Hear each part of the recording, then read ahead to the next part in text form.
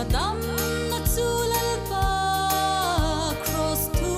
chau hi ani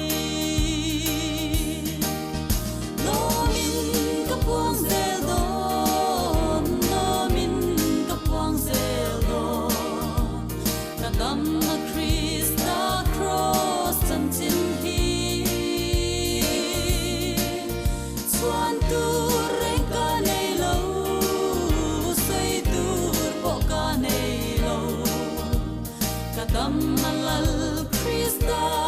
cross tu chau lo hi chu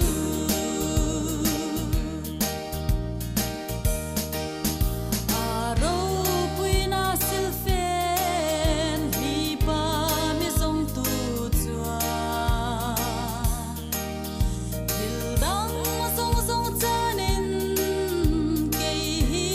mi ron thlang ta ke po ka hlok na tur thil te chukal sanin kalal ka chandam tu hi ka thang to so kang lo min ka puang zel don lo min ka puang zel don kadam na Krista cross chan chin hi chuan tu reng ka nei lo sei tur po ka nei lo kadam malal Krista cross tu chau lo hi chu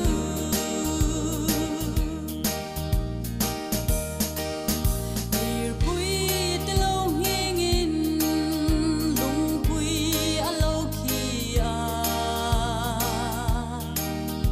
wan zar lo thlir chuakin kho vel po a thim zo yang em a thil ti thei cross thi na ro pui hia swal boy tang te tan zalen na then ta lo min ka puang zel don lo min ka puang zel don kadam na Krista cross chan chin hi chuan tu reng ka nei lo sei tur po ka nei lo kadam malal Krista cross tu chau lo hi chu kadam malal